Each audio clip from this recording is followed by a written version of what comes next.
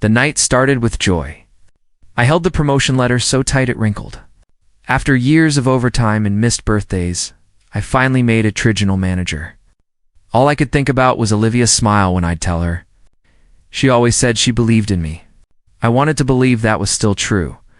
When I parked in the driveway, her car was there, but the lights upstairs were dim. I pushed the door open and called out, "Liv, you home?" No answer. I smiled, thinking she might be asleep. "Guess I'll have to wake you with some good news," I muttered. I climbed the stairs quietly, holding the envelope behind my back like a gift. The bedroom door was slightly open. I heard laughter hers and another voice, familiar. Male. My heart stumbled. I whispered, "No. No way." Then I heard it again, Liam's laugh. "My brother." The envelope slipped from my hand. I pushed the door open. The world just stopped. Olivia was tangled in the sheets with him. My brother. My blood. Ethan. She gasped, scrambling for the blanket. Liam didn't even flinch. He looked right at me, smirking. "Well, this is awkward." I froze, my mouth dry. "What the hell is this?" Olivia stammered. "Ethan, it's not what?" I shouted. "Not what it looks like." "You think I'm blind?" She clutched the sheet tighter.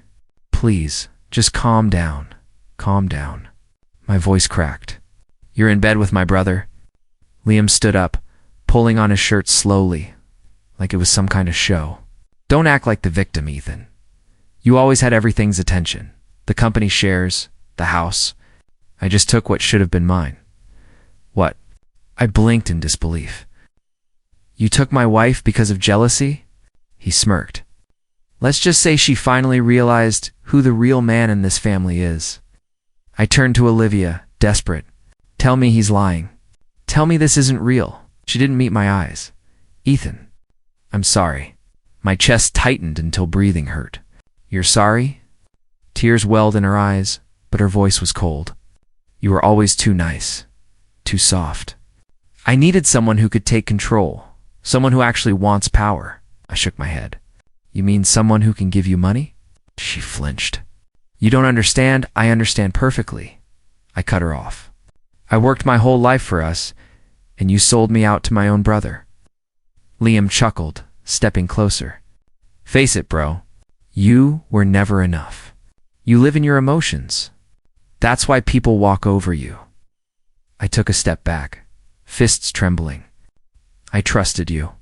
Both of you," Olivia sighed. "Maybe you should have trusted yourself more. Then you'd have seen this coming." I stared at them, my world collapsing in slow motion. "I came home early to surprise you. With my promotion, I thought you'd be proud." For a moment, silence filled the room. Olivia's lips parted, but she said nothing. Liam grinned and said, "Guess I'm the one celebrating tonight." Something inside me snapped. My knees gave out, and I dropped to the floor. I didn't even realize I was crying until the tears hit my hands. "Ethan," Olivia whispered. "Don't make this dramatic." I looked up at her, shaking.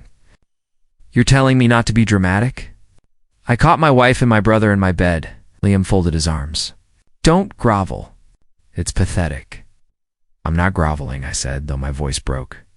"I'm just trying to understand how love turns into betrayal," he sneered. "Love's for fools. Power's what matters." I stared at him, then at her. "You two deserve each other." Olivia's voice softened. "You'll thank us one day. Maybe this will finally make you stronger." I laughed bitterly. "You think breaking me will make me stronger?" Liam smirked. "If it does, you can send me a thank you card." I stood up slowly, every muscle shaking. "You think you've won tonight, but you have no idea what you've started," he shrugged. "Whatever helps you sleep." I grabbed my coat and the promotion letter from the floor, crumpled now and useless. "You can keep the house," I said. "You've already taken everything else," Olivia called after me. "Ethan, wait." I turned at the door. "Why? So you can watch me fall apart again?" Her expression flickered with guilt for just a second. Then she looked away. I stepped outside into the cold night. Rain poured down as if the sky was mocking me too. I walked to the sidewalk, the letter bleeding ink in my hand. Everything I did, I muttered to myself, was for them. The street light flickered above me. My reflection stared back from a puddled, tired eyes. Shaking hands, broken heart. I whispered, why wasn't I enough? A car passed, splashing water on my shoes, but I didn't move. My phone buzzed. It was Marcus. I ignored it. What would I even say? That my wife and brother destroyed me? I walked for miles that night. No destination. Just the sound of my footsteps and the echo of their laughter burning in my head at one point. I stopped under a bridge, gripping my chest. Get up, Ethan, I told myself. You're not dying tonight. The rain washed over me, cold and merciless. I closed my eyes, hearing Olivia's last words, you were never enough. I clenched my jaw. I will be, I whispered. One day, they'll see. When I finally reached a diner at dawn, I looked through the window at the people inside laughing. Living, breathing, like nothing could ever break them. I envied that feeling. I walked in, dripping wet, and sat at the counter. The waitress asked, rough night? I forced a smile. You have no idea. As the coffee warmed my hands, something inside me hardened. I didn't know how, but I knew one thing. I'd never kneel again. Not for love. Not for family. Not for anyone. That night didn't just end my marriage. It ended the man I used to be. Asterisk, the days after that night blurred together. I barely remember sleeping. The divorce papers came fast, like Olivia had them ready all along. Marcus was the first to show up. He knocked until I opened the door of my motel room. Jesus, Ethan, he said, covering his nose. When was the last time you took a shower? I looked at the half-empty bottle on the table. Doesn't matter. It's not like anyone cares. He walked in anyway. I care. That's why I'm here. I sat on the edge of the bed, staring at the floor. She filed for divorce yesterday. Liam's got the company. Dad believes his lies. I've got nothing left. Marcus kicked aside a pile of takeout boxes and sat across from me. You've got yourself. That's not nothing. I laughed bitterly. Myself. That's the problem. I don't even know who that is anymore. He leaned forward. Then find out. You don't get to drown in whiskey and call it healing? It's easy for you to say, I muttered. You didn't watch your life burn in one night. Marcus's eyes softened. You're right. I didn't. But I watched my best friend turn into a ghost. That's worse. I looked up at him, voice cracking. I loved her, man. I gave her everything. I know, he said quietly. But maybe love isn't supposed to be giving everything. Maybe it's giving it to the right person. I didn't answer. The silence pressed against my chest until I finally whispered, I begged her, Marcus. I begged her to tell me it wasn't real. She laughed. He sighed. Then let that be the last time you ever kneel to anyone. I rubbed my face. I can't even stand up right now. And crawl, he said firmly. Just don't stop. He left after making me promise I'd eat something. The room felt emptier once the door shut. I stared at the ceiling for hours, wondering how everything fell apart so fast. The next morning, I got a call from Dad. I almost didn't answer. Ethan, he said stiffly. I heard about the divorce. Maybe it's for the best. For the best. My voice rose. She cheated on me with your other son. Watch your tone, he warned.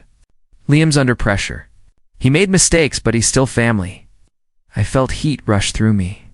And what am I then? A stranger? He paused.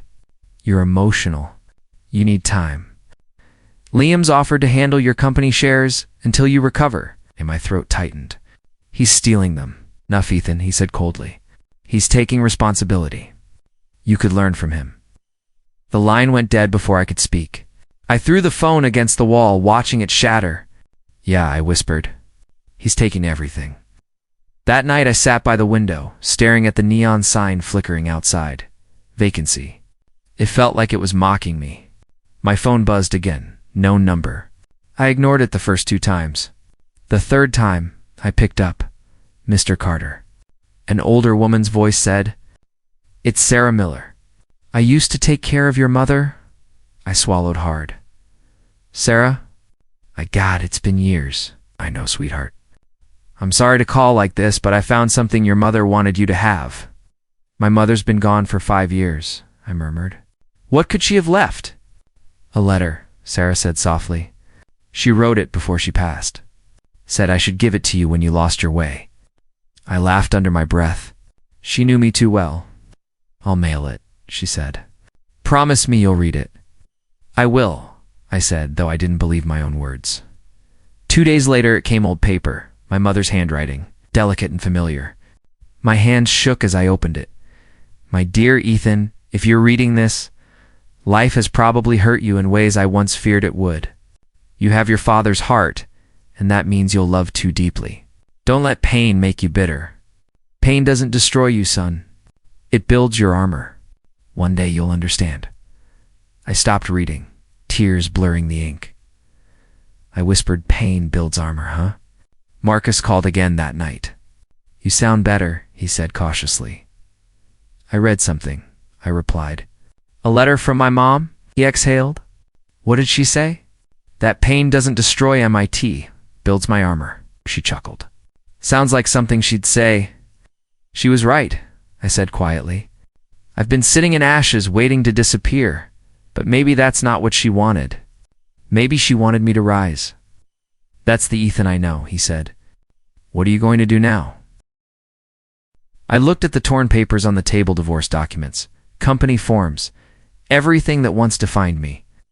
I'm going to start over, somewhere they can't find me. Good, he said, 'cause you can't rebuild where you were broken. Marcus, I said before hanging up, thank you. For what? For not giving up on me. He paused. You'd do the same for me.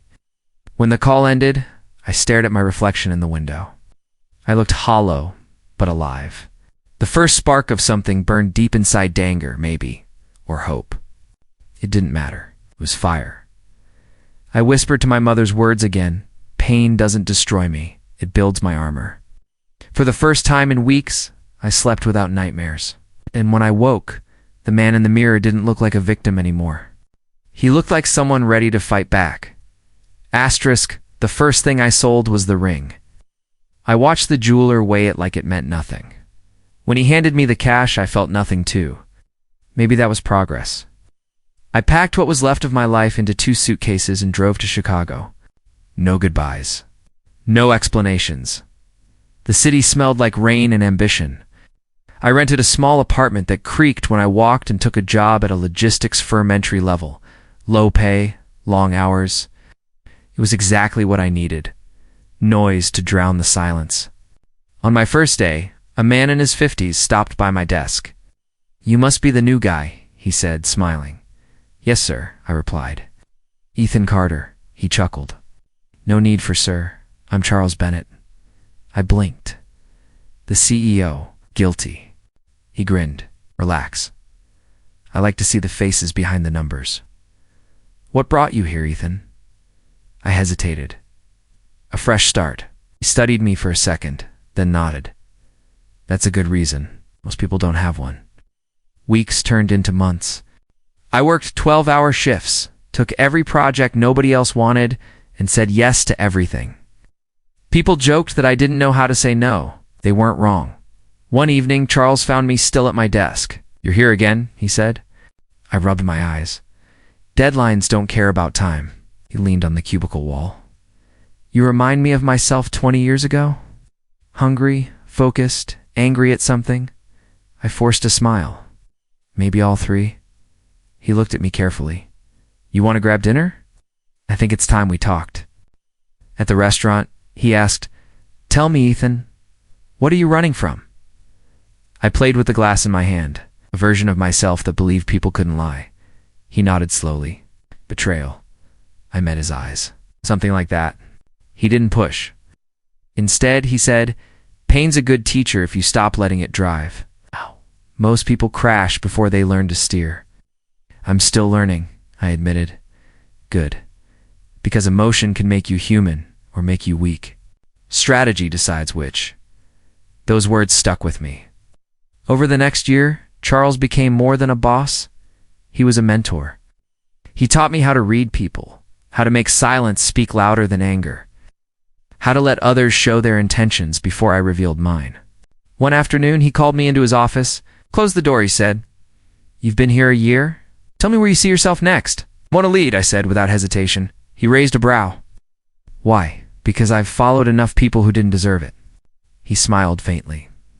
That's the right kind of bitterness. I laughed. Didn't know there was a right kind. There is, he said. It's the kind that fuels growth, not destruction. After that, he started bringing me into meetings.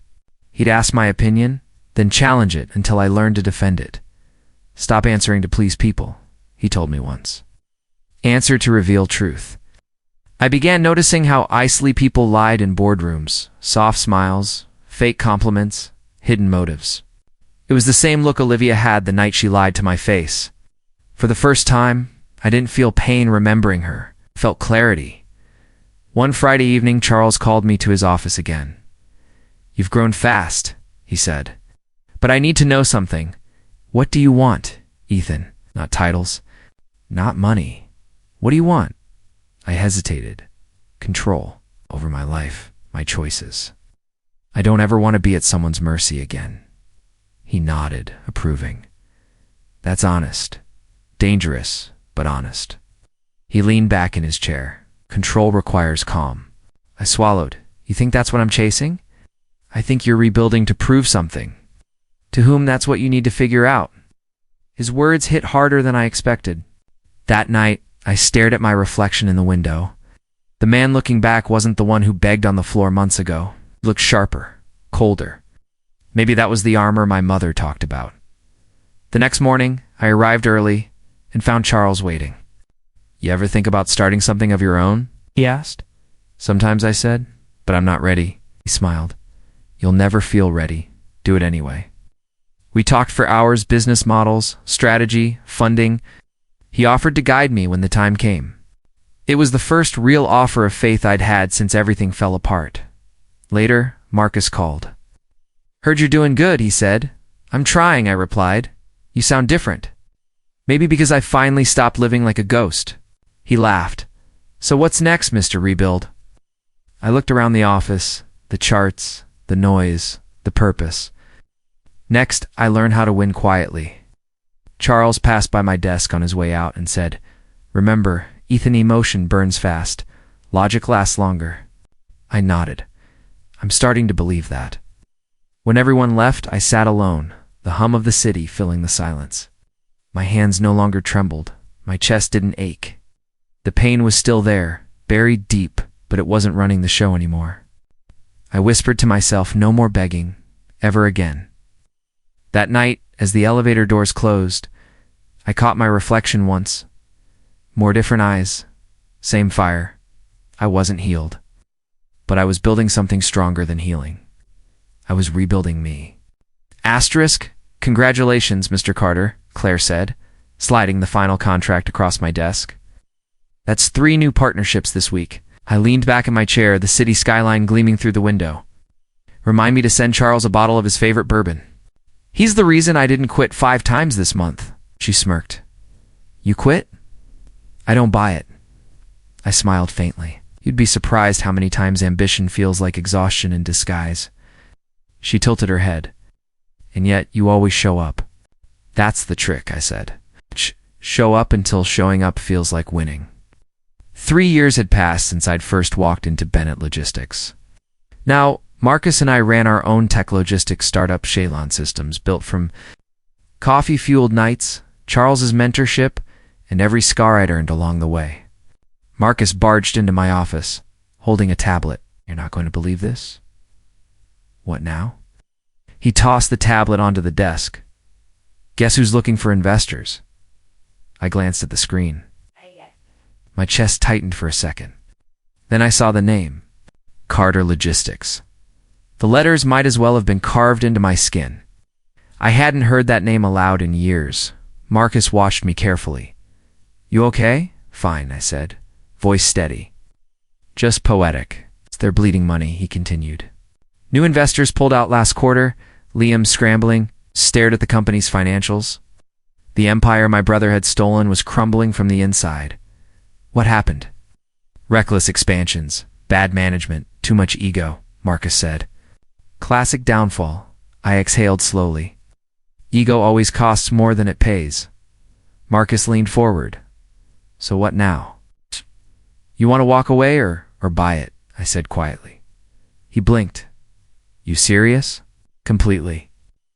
Claire, who'd been silent until then, spoke carefully. Ethan, if we buy them out, it's personal. Everyone will know. Good, I replied. Let them. Marcus grinned. I was hoping you'd say that. That night, I couldn't sleep. The thought of Carter Logistics wouldn't leave my mind. I remembered the day I'd been forced out the boardroom, my father's silence, Olivia's blank stare. That same company had been my life's work. Now it was falling apart, begging for a savior, and I was finally in a position to choose whether to save it, or bury it. The next morning, I called Charles. You sound restless, he said as soon as he picked up. Maybe I finally see my opening. What kind of opening? Carter Logistics, I said. They're seeking investors. He was quiet for a moment. And you're thinking of stepping in? I'm thinking of finishing what I started. Charles chuckled softly. Be careful, Ethan. Revenge dressed as business still burns the same. I'm not angry, I said. I'm focused. That's what every man says before the fire spreads. Then let it, I whispered. He sighed. If you're doing this, do it with precision, not pride. Buy the company because it makes sense, not because it makes you feel better. I understand. No, you don't, he said firmly. But you will. After the call, Claire entered with her usual stack of reports. So, I take it you're going through with it? Yes, I said. Prepare a bid. I want full control. No shared management. No negotiations with Liam. She hesitated. You'll be face to face with him again. I'm counting on it. Marcus joined us a few minutes later. I ran projections. If we acquire them, we can integrate their infrastructure and double our footprint. Perfect, I said. Let's move fast before they find another investor. He smirked. You mean before he does? The meeting room buzzed with quiet energy as our team began assembling the acquisition documents.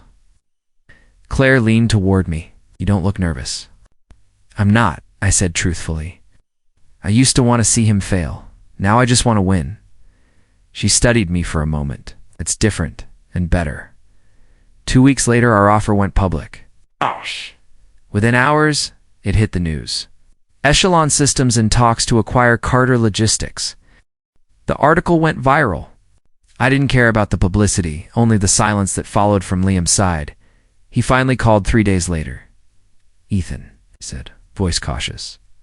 Liam, so. You're the mystery investor. Not a mystery anymore. He exhaled. You could have just called me. I did once, I said flatly. You didn't pick up. He was quiet. Look, business aside, we don't have to make this ugly. It's already ugly, I said. I'm just giving it closure. Dad wouldn't want this. Dad wanted a legacy. I'm giving him one that actually works, he scoffed. You think you're better than me? No, I said. I know I became better because of you, he cursed under his breath. You really think buying my company will fix you? I'm not broken anymore, Liam, I said calmly. You made sure of that. He hung up. I sat back, staring at the phone. My pulse was steady, my hands relaxed. The power I felt wasn't joy or revenge, it was clarity. Claire walked in minutes later. You did it, didn't you? Almost, I said. One more signature. She smiled. You've come a long way from that motel room. Yeah, I said quietly. Now, I build the world that once tried to bury me. As I signed the final page, I thought of my mother's words again. Pain doesn't destroy you. It builds your armor. This armor wasn't cold or cruel. It was forged from every failure, every betrayal, every sleepless night, and for the first time in years, I didn't feel like the one who'd lost everything. I felt like the man who finally understood how to win. Asterisk Marcus leaned against my desk, waving a folder. You're going to love this, he said. I didn't look up from my laptop. If it's another acquisition pitch, pass it to Claire. It's better, he grinned. Liam and Olivia are reaching out to Titan Freight Solutions for funding. Freight. Say that again? He chuckled. You heard me. Carter Logistics sent an email requesting a meeting with the CEO. They have no idea that CEO is you. Strange calm spread through me. How poetic. Marcus raised a brow. So, should we tell them? No, I said slowly. We'll set the meeting. He blinked. You're serious. Dead serious. I leaned back, the ghost of a smile tugging at my lips. Schedule it. I want them to walk in blind. Claire's going to lose it when she finds out. She'll handle it, I said. She always does. Later that day, Claire entered my office with her usual confidence, tablet in hand. Marcus told me about Carter Logistics. Please tell me this isn't what I think it is. It's exactly what you think, I replied. She sighed. Ethan, this isn't just business sits, reopening a wound. I met her eyes. That wound never healed. Maybe it's time I see what's left of it. She hesitated. You really want to meet them face to face? Yes, I said. But not as the man they destroyed. As the man they created. The next morning, I sat behind my desk in a tailored black suit. The nameplate read, Ethan Carter, CEO Titan Freight Solutions. 5 years ago, I was on my knees, begging. Now, I was the man they'd beg from. Claire entered first. They're here, she said quietly. My pulse didn't quicken. My hands didn't shake. I simply nodded. Send them in. The door opened. Liam walked in first expensive suit, same arrogant stance, but the confidence didn't reach his eyes. Olivia followed, looking polished yet fragile. Her gaze swept the room until it landed on me. Her breath hitched. Ethan. I smiled, polite but cold. Mr. Ethan, actually. Please, have a seat. Liam's face drained of color. You're the CEO. That's right, I said evenly. You requested a meeting. I accepted. They exchanged panicked glances. Olivia tried to recover first. We had no idea of course you didn't. I cut in softly. You never saw past what you wanted to see. Liam cleared his throat, forcing a smirk. Business is business, right? Let's not mix the past with the present. I leaned forward. Oh, I don't. The past reminds me who I'm dealing with. He shifted uncomfortably. We're seeking investors to expand our logistics branch. You've built quite an empire here, Ethan. We thought you thought I'd help you, I interrupted. After what you did, Olivia's voice trembled. That was years ago. Not for me, I said quietly. For me, it was yesterday. Liam straightened. If this is personal, we can leave. No, I said. You'll stay. You came for business. Let's talk business. Claire stepped forward with a folder. Here are their financials, she said, handing it to me before walking out. The silence thickened once she closed the door. I opened the folder slowly, scanning the numbers. Revenue down 40%? Debts piling up. Poor cash flow. I looked up. You're drowning. Liam's jaw clenched. We just need time. You had 5 years, I said. Olivia's voice softened. Ethan, please. This isn't easy for us either. I laughed quietly. No, I remember what easy looked like. It was you standing behind Liam while I begged you to tell me the truth. Her eyes filled with tears. I made mistakes. Mistakes? I repeated. You call betrayal a mistake?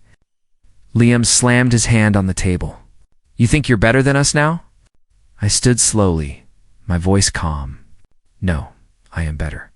Because I built myself from the ashes you left behind, he glared. You'll regret humiliating us. I leaned closer. You've already humiliated yourselves the night you laughed at me. He swallowed hard, words dying in his throat. I sat back down. Let's finish this professionally, I said. You're asking for $5 million in investment for expansion. In return, you're offering 20% equity. Liam nodded stiffly. That's correct. I paused, then smiled faintly. I'll offer $5 million for full ownership. Olivia gasped. What? Liam stood up. That's not a partnership. That's a takeover. Call it what you want, I said. It's the only offer you'll get. Stared at me, disbelief twisting his face. You'd destroy us? No, I said softly. I'd rebuild what should have been mine, Olivia whispered. You've changed. I met her gaze. You made sure I did? They stood in silence, defeated, but too proud to admit it. Finally, Liam muttered, "Will, think about it. Take your time," I said. "Just not too much." "The market doesn't wait for the weak." They turned to leave. Olivia hesitated at the door, looking back at me. "Ethan, do you still hate me?" I smiled faintly. "No, Olivia. Hate requires emotion. You're just a lesson now." Her lips trembled before she walked out. The door closed, and silence filled the room again. Marcus peeked in moments later. "How'd it go?" I exhaled slowly. They walked in hoping to find a savior. Instead, they met their ghost. He grinned. "Guess the tables finally turned." I looked out the window, the city glittering below. "No," I said quietly. "I built a new table. They're just lucky I let them sit at it." Asterisk. The boardroom was colder than I remembered. Glass walls, metal edges, and silence sharp enough to cut through nerves. Marcus sat beside me, flipping through a folder. Claire stood near the screen, waiting to project the slides. Across from us, Liam and Olivia looked smaller than they ever had. The confidence they used to wear like armor was gone. Liam cleared his throat. "We appreciate you meeting with us again, Ethan." Didn't look up from the documents. "Mr. Carter," I corrected softly. "Let's keep this professional." He swallowed. "Of course, Mr. Carter." Claire clicked a remote, and the company's financial report appeared on the screen. Red numbers everywhere. Liam began his pitch, voice shaky but desperate. "Carter Logistics has been facing temporary challenges due to market volatility. With the right partnership, we can recover quickly." I leaned back in my chair. "Temporary challenges?" I asked, tilting my head. "Your revenue dropped 60% in 2 years. That's not a fluctuation, that's decay." He shifted. "It's a cycle. We've been here before." "Not like this," I said quietly. "Not without someone propping you up." Olivia finally spoke, her voice soft but strained. "Ethan? Mr. Carter?" I repeated without raising my voice. Her lips trembled. "Mr. Carter, we're asking for a chance. Just one." I looked at her carefully. "You already had one." The room fell silent. Marcus cleared his throat, breaking the tension. "Why don't we continue with the presentation?" Liam forced a nod and gestured to Olivia. "As you'll see, we've restructured leadership, cut unnecessary costs, developed a new logistics model." That I raised my hand. "Stop." He froze. "What?" I leaned forward. "You're using the same business model you used 5 years ago. The same one I built. You stripped it down, called it your own, and now you're drowning in it." His face flushed. "That's not true." "Then explain why your proposal still uses Titan's route optimization metrics." He looked at the screen, then at me. "Those are public. They're patented," I said sharply. "By me," he stammered. We didn't know." I smiled faintly. "You never do." Olivia clasped her hands together. "Please, Ethan, we're not here to fight. We're trying to survive." Her tone almost cracked something in me. Almost survive. I asked, "Do you remember the night I begged you to stay? When survival meant sleeping in a motel room while you lived in my house?" Her eyes welled up. I was wrong. I nodded slowly. "Yes, you were." Liam's jaw tightened. "We're not here to relive the past. We came for business." "Business," I repeated. "Then let's talk numbers." I flipped open the file. "Your assets are worth $6 million. Your debts, 9. You owe more than you own." He clenched his fists. "We just need a bridge loan." "What you need," I said evenly, "is humility." "But that's not something money can buy," Olivia whispered. "You don't have to do this." "Do what?" I asked. "Treat you the way you treated me." "I'm not cruel, Olivia. I'm just fair." Liam stood up. "Enough. You're humiliating us." I looked at him coolly. "No, I'm teaching you what humiliation feels like." He glared. "You think you've won?" "I didn't come here to win," I said, standing. "I came here to watch the truth finally catch up with you." He scoffed. "You've changed." I smiled faintly. "I had to. Weakness doesn't survive in this world." The silence stretched again. Claire looked uncomfortable but stayed quiet. Marcus leaned forward, elbows on the table. We can finalize the buyout today if you agree, he said. Liam turned to him. Buyout. I nodded. You remember the offer? $5 million for full ownership. You can stay on as consultants if you sign today. Olivia whispered. You'd keep us there? For appearances, I said. Investors like familiar faces. Until they don't. Wait. You're serious? Completely. He ran a hand through his hair. We built this company. I leaned closer. No, I did. You just took the credit until it burned. Olivia's tears finally fell. Ethan, please. We have nothing left. I paused, looking at her trembling hands. For a moment, I saw the woman I once loved, the one who smiled at my dreams, who promised forever. But that woman had chosen betrayal. You made that choice, I said quietly. Now you live with it. She broke down, covering her face. Liam glared at me, voice low. You're enjoying this, aren't you? I looked him dead in the eye. No, I'm remembering. He exhaled shakily. We'll sign. I handed him the papers. Then sign. The scratching of the pen was the loudest sound in the room. When he finished, he shoved the papers toward me. There, he muttered. Happy? I took them, glancing at his signature. Relieved, I said. Now you can rest. The fight's over. Olivia wiped her tears. What will you do with the company? Rebuild it, I said. Properly this time. She nodded weakly. And us. I met her gaze. You re-free. The chains you forged broke long ago. Liam muttered something under his breath and stormed out. Olivia hesitated at the door. I loved you once, she whispered. I smiled sadly. So did I, but love without loyalty is just noise. She left. Marcus closed his laptop and exhaled. That was brutal. Was necessary, I said. Claire spoke softly. You really aren't the same man anymore. I turned toward the window. No, I said. That man died the night they laughed. Marcus placed a hand on my shoulder. What now? I watched the city below, lights stretching endlessly. Now, I said, I build an empire on their ashes. The room fell silent again, heavy, final, and strangely peaceful. For years I'd carried their betrayal like a wound. Today, it felt like armor, and as the ink dried on their signatures, I realized the tables hadn't just turned. I had built a new one, and they were no longer invited to sit. Asterisk, I never imagined I'd see Liam again. Especially not like this, slumped in my office chair, eyes bloodshot, smelling of whiskey and failure. He laughed bitterly. Guess you're enjoying this, huh? I leaned back, folding my arms. Enjoying what exactly? Seeing me like this, broke, alone. Everyone's turned their backs. His voice cracked halfway through. You must have been waiting for this day. I wasn't waiting, I said evenly. It just arrived on its own. He let out a shaky laugh. Yeah, karma, right? That's what they all say. But I know you. You pulled strings. I shook my head. No, Liam, I didn't have to. You built your empire on betrayal. It was bound to crumble. His eyes flicked up to meet mine.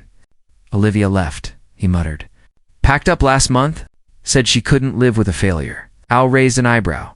So, history repeats itself. He winced, as if I'd slapped him.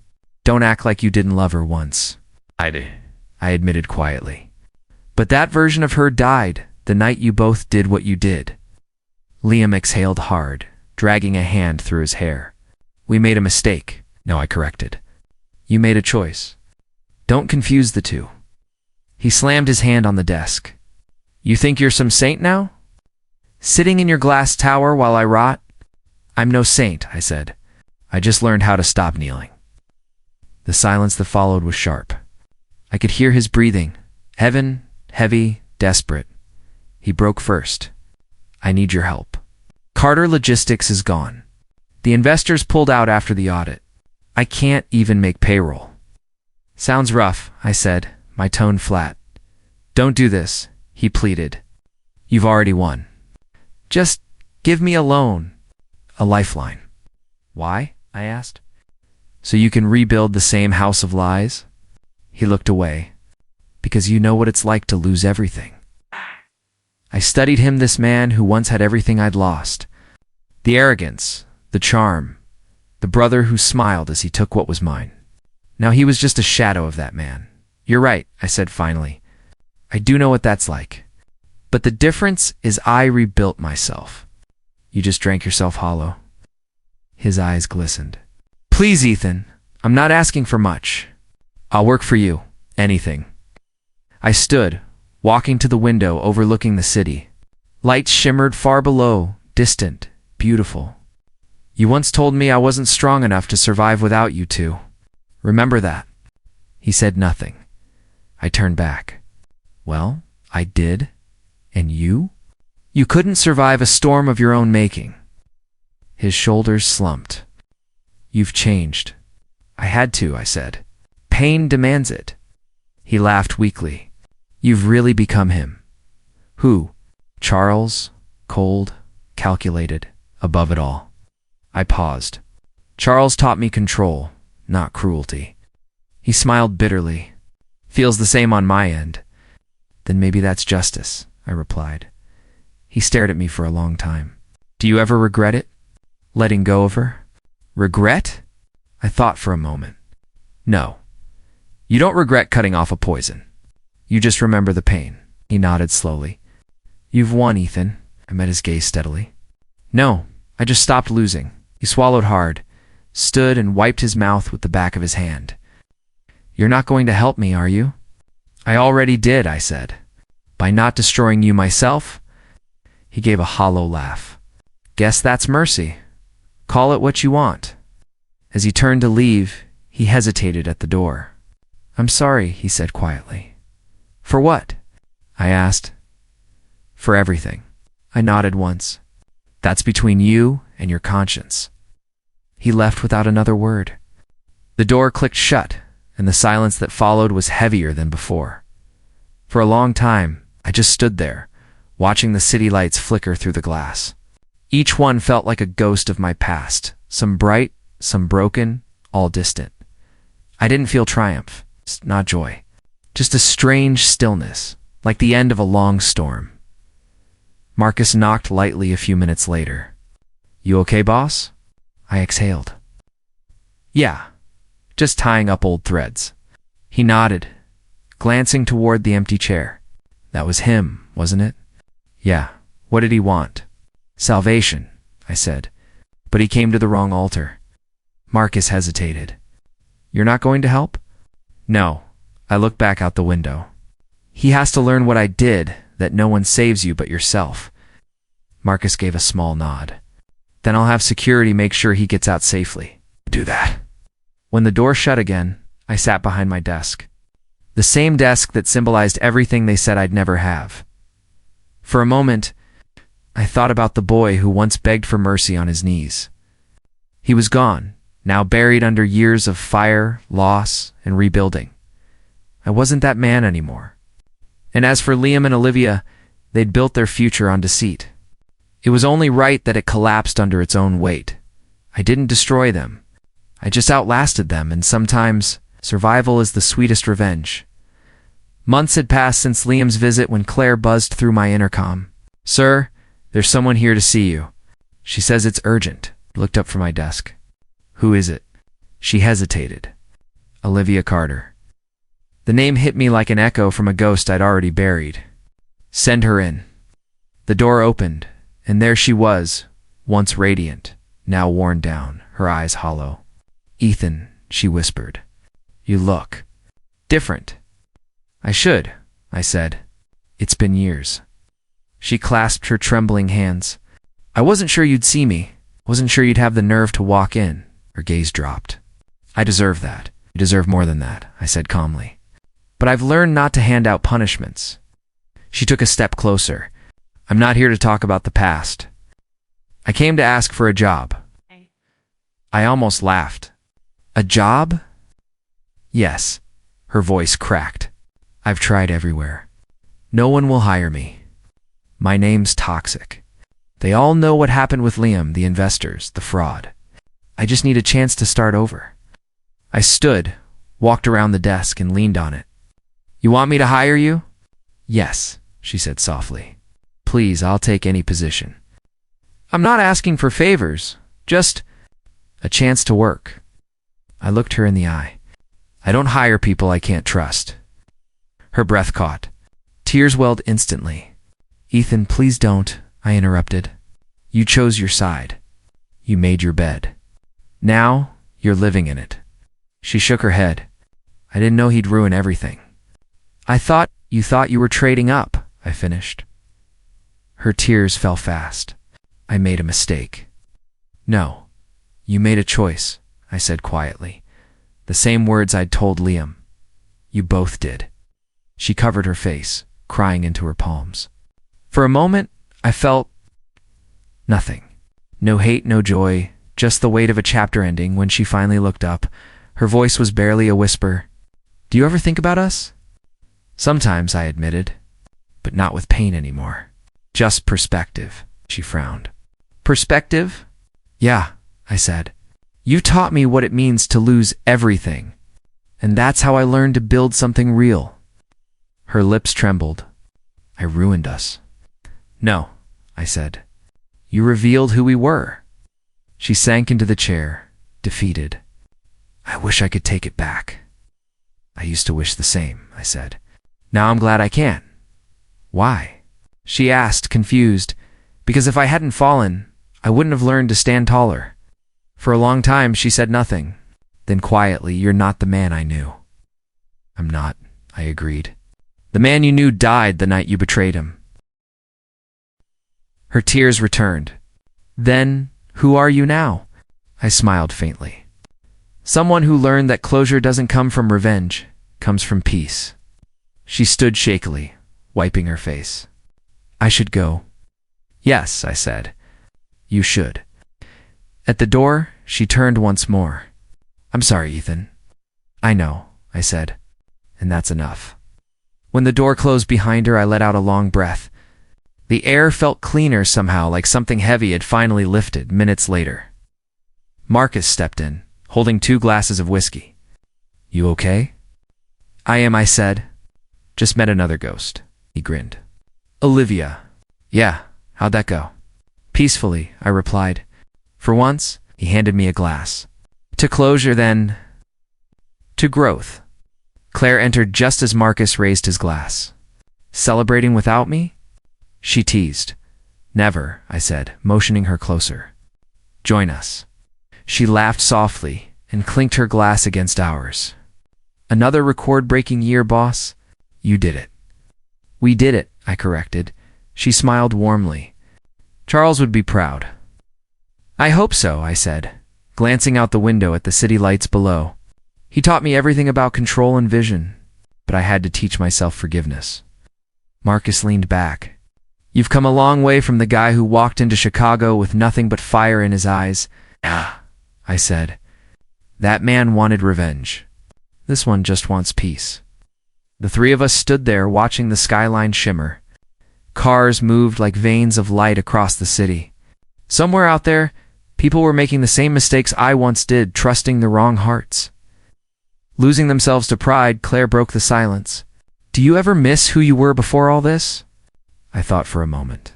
No, I said quietly. The man they mocked died that night. The man who replaced him will never kneel again. They both smiled. And for once, it wasn't about victory or vengeance. It was about survival. About becoming something unbreakable. We raised our glasses one last time as the city hummed beneath us. I wasn't the broken husband anymore, or the betrayed fool. I was Ethan Carter, the man who rebuilt his life from ashes, and learned that true power isn't taking revenge. It's choosing not to need it. Asterisk, the cemetery was quiet. The kind of silence that made you hear your own heartbeat. I stood before Sarah's grave, the marble cool and pale beneath the gray sky. The air smelled of rain and memory. I finally made it, Sarah, I whispered, brushing dust from the stone. You'd probably laugh at how serious I sound. My voice cracked a little. You were right about everything about not letting betrayal destroy me. I turned it into something else. I crouched down, placing a small white rose on the grave. I didn't come here for pity. I came to say thank you. You reminded me that pain doesn't have to be a prison. The wind moved through the trees like a soft sigh. I could almost hear her voice again, teasing me to stand taller, to keep going. I forgave them, I said quietly. Not because they deserve it, but because I do. For a moment, the silence felt lighter. The weight that had lived in my chest for years began to ease. Marcus's voice came from behind me. I figured I'd find you here. I didn't turn right away. You always seem to show up when I start thinking too much, he chuckled. Someone's got to keep you human. You've been working nonstop. Had to, I replied. It's how I learned to breathe again. He stepped beside me, looking at the grave. You did good, man. Sarah would be proud. I smiled faintly. Maybe, but sometimes I still wonder if I went too far. Marcus shrugged. You didn't ruin them, Ethan. They ruined themselves. You just stopped letting them step on you. I looked up at him. Maybe that's what closure really is. Not revenge, not justice. Just letting go of who I was when they broke me. He patted my shoulder. You've come a long way from that night. Remember how you could barely look anyone in the eye? Yeah, I said softly. Now I run one of the biggest firms in the city. Life's got a sense of irony. He laughed. That it does. You ready to head out? In a minute, I replied. He nodded and stepped back toward the car. Leaving me with the wind and the grave, I stayed a few moments longer. I thought revenge would make me feel whole again, Sarah, but it didn't. It just reminded me that I was still bleeding. Growth did what revenge couldn't. Kit healed me. The words hung there, honest and UN polisher. When I finally stood, I felt lighter. I turned and walked back toward the car, the gravel crunching under my shoes. Later that week, I was back at the office. The city lights shimmered against the glass walls as I reviewed the new foundation's paperwork. Across the top of the page were the words, The Rebuild Initiative. Claire walked in, carrying a stack of reports. So, it's official. We're launching this month? Yeah, I said. Sign in the last form. It's time to give back. She smiled. Helping people who've been through betrayal. That's poetic. Poetic or ironic, I said with a small grin. Either way, it feels right. She sat across from me. You know, not many people would forgive after what you went through. I didn't do it for them, I said. I did it so I could stop reliving the past every morning. Claire nodded. Still, it's rare. I hope they realize how lucky they are you moved on. They won't, I said simply. And that's fine. My phone buzzed on the desk. The name on the screen made me pause. Olivia Claire noticed my hesitation. You gonna answer? No, I said. There's nothing left to say. She nodded and stood. Then I'll let you finish up. Board meeting in 30. I'll be there. When she left, I picked up the phone and opened the message anyway. I heard about your foundation. You're doing good things. I'm sorry for everything. For a long time, I stared at the words. Then I typed back a single line. Take care of yourself, Olivia. No anger. No bitterness. Just an ending. That night I walked through downtown, the autumn air cool against my face. People hurried past, laughing, talking, living. I realized I wasn't walking with ghosts anymore.